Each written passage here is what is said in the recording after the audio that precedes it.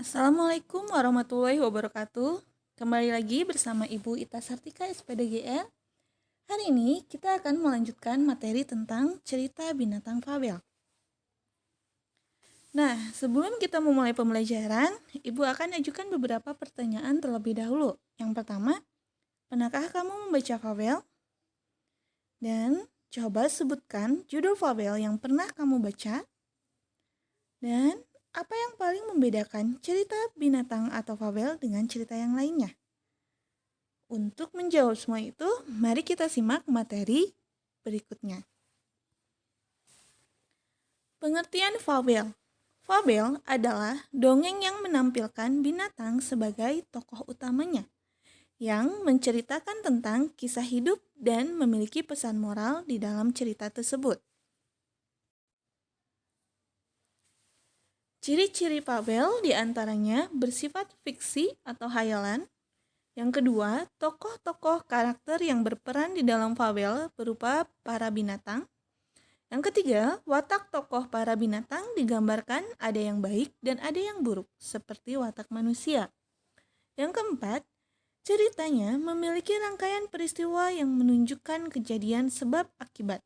Rangkaian sebab akibat diurutkan dari awal sampai dengan akhir. Yang kelima, menunjukkan penggambaran moral. Yang keempat, fabel menggunakan latar alam, seperti hutan, sungai, kolam, dan lain-lain.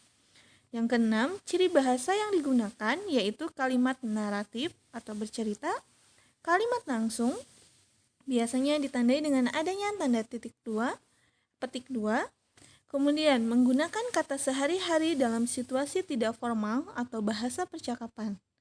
Ciri selanjutnya adalah mengandung amanat serta pesan berharga untuk pembaca. Nah, fabel ini ada beberapa jenis. Di antaranya adalah 1. Jenis fabel ditinjau dari watak dan latarnya. Ada fabel alami dan yang kedua ada fabel adaptasi. Fabel alami menggunakan watak tokoh binatang seperti pada kondisi alam nyata. Misalnya, kura-kura diberi watak lamban, singa, buas, dan ganas. Selain itu, fabel alami menggunakan alam sebagai latarnya, seperti hutan, sungai, kolam, dan lain-lain. Yang kedua adalah fabel adaptasi. Fabel adaptasi adalah fabel yang memberikan watak tokoh dengan mengubah watak aslinya pada dunia nyata dan menggunakan tempat-tempat lain sebagai latar, seperti di rumah, di jalan raya, di toko, dan lain-lain. Misalnya, landak yang pemalu berulang tahun di rumah makan. Nah, itu perbedaan fabel alami dan fabel adaptasi. Jenis fabel berikutnya itu bisa dilihat dari kemunculan pesan. Ada fabel dengan koda dan fabel tanpa koda. Fabel dengan koda berarti fabel dengan memunculkan secara eksplisit atau diberikan pesan pengarang di akhir cerita. Sedangkan fabel tanpa koda itu sebaliknya. Fabel tanpa koda tidak memberikan secara eksplisit atau tidak ada pesan pengarang di akhir cerita. Pembaca dibiarkan menyimpulkan sendiri pesan dan amanat yang terdapat dalam cerita. Selanjutnya ada unsur-unsur intrinsik fabel. Unsur-unsur intrinsik fabel itu ada latar, tema, tokoh, penokohan atau watak, alur, sudut pandang, dan amanat. Tokoh merupakan tokoh hewan yang menjadi pelaku dalam cerita. Adapun penokohan adalah pemberian karakter pada tokoh. Karakter bisa bersifat protagonis atau yang baik atau yang disukai, atau bisa juga bersifat antagonis atau yang tidak disukai. Watak tokoh dapat disimpulkan dari penggambaran fisik. Misalnya ada seorang binatang yang menggunakan rambut yang dicat. Berarti kan itu biasanya kalau yang rambutnya dicat itu baik atau tidak baik. Misalnya seperti itu. Kemudian penggambaran tindakan tokoh dari segi tindakannya, apakah dia sembrono atau seperti apa.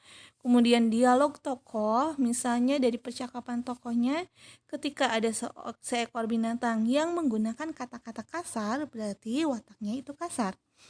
Kemudian dari monolog atau ketika dia berbicara sendiri, atau komentar atau narasi penulis terhadap tokoh. Misalnya, narasi penulis terhadap tokoh itu seperti ini. Misalnya ada sebuah cerita, kalimatnya seperti ini. Pada suatu hari ada seekor kelinci yang sangat baik. Nah, kalian tahu kelinci itu baik itu diberikan langsung atau diberitahu langsung oleh penulisnya.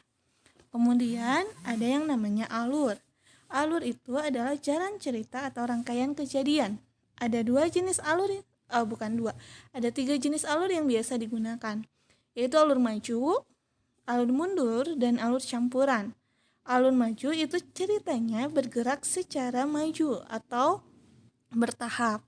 Sedangkan alur mundur itu ceritanya ada flashbacknya. Misalnya ketika kelinci sekarang sudah besar, dia menceritakan ketika kelinci itu sedang masih kecil. Lalu alur campuran itu ada majunya dan ada flashbacknya. Kemudian ada yang namanya tema. Tema itu merupakan inti sebuah cerita. Misalnya cerita si kancil dan buaya, di mana si buaya itu rakus. Berarti temanya itu adalah, tentang kecerdikan kancil atau kerakusan buaya. Kemudian ada yang namanya setting atau latar. Setting atau latar merupakan tempat dan waktu kejadian serta suasana dalam cerita. Ada 3 jenis latar, yaitu latar tempat, latar waktu, dan latar sosial. Misalnya di dalam sebuah cerita ada kalimat seperti ini. Pada suatu hari, ada seekor buaya yang sedang sarapan di hutan. Dari kalimat tersebut, kita dapat mengetahui bahwa latar tempatnya itu ada di hutan dan latar waktunya meskipun tidak disebutkan siang, sore, atau pagi, tapi karena di situ ada kata sarapan, berarti latar waktunya adalah pagi hari. Kemudian amanat. Amanat adalah pesan yang disampaikan penulis secara tidak langsung. Amanat disimpulkan dari sikap penulis terhadap permasalahan yang diangkat pada cerita. Misalnya kita tidak boleh memiliki watak atau sifat yang rakus, atau misalnya kita harus menjadi orang yang baik. Itu contohnya. Selanjutnya ada yang namanya sudut pandang. Sudut pandang adalah teknik bercerita pengarang dalam menyajikan suatu cerita fiksi. Sudut pandang dibedakan menjadi 2 kelompok besar, yaitu sudut pandang orang pertama dan sudut pandang orang ketiga. Sudut pandang orang pertama ini disebut juga dengan sudut pandang akuan.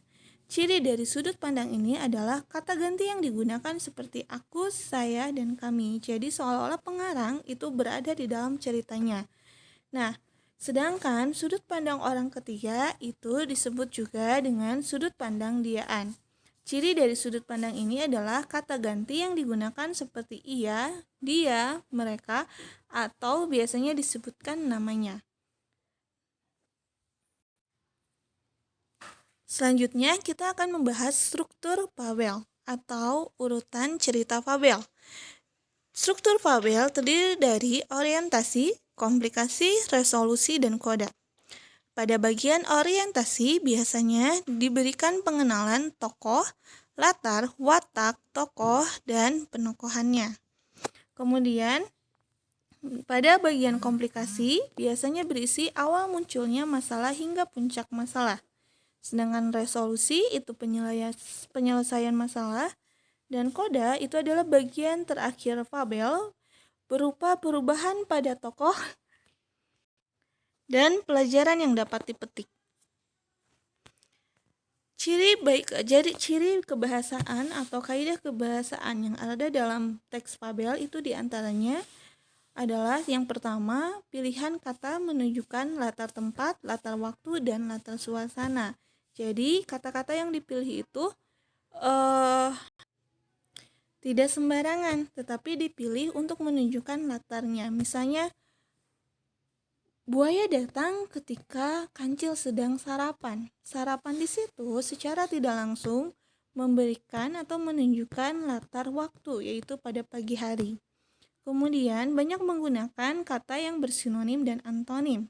Seperti yang kalian tahu bahwa sinonim itu adalah persamaan kata atau persamaan arti, sedangkan antonim itu lawanan arti. Misalnya, senang dengan riang gembira, tidak teratur dengan berantakan itu adalah contoh dari sinonim. Hemat dengan boros dan kikir dengan dermawan itu adalah contoh dari antonim. Kaidah kebahasaan selanjutnya itu menggunakan kata seru. Kata seru itu bisa dibilang kata yang bisa mewakili perasaan kita. Misalnya, oh, wah jika kita melihat hal yang menakjubkan, atau waduh ketika kita merasa kaget. Kemudian ada yang namanya konjuksi urutan waktu atau kata hubung yang menyatakan urutan waktu. Seperti ketika, selama, sambil, sewaktu, sementara, dan lain-lain. Kaidah kebahasaan selanjutnya banyak menggunakan kata sang dan si. Kata sandang itu adalah kata penentu atau pembatas di depan kata benda atau sifat. Misalnya seperti sang gajah dan si kancil. Tapi kedua kata ini, kata si dan sang, memiliki konotasi yang berbeda. Kata si biasanya digunakan ketika kita menyebutkan seseorang yang memiliki kedudukan yang sesama atau lebih rendah. Sedangkan kata sang itu digunakan ketika kita menyebut seseorang yang memiliki kedudukan yang lebih tinggi. Misalnya ada sang gajah, si kancil, dan lain-lain. Kemudian menggunakan kata depan. Kata depan itu dirangkai dengan keterangan tempat atau keterangan waktu. Misalnya di hutan, kata di itu termasuk kata depan. Pada keesokan hari, kata pada termasuk ke dalam kata depan. Nah, berikut ini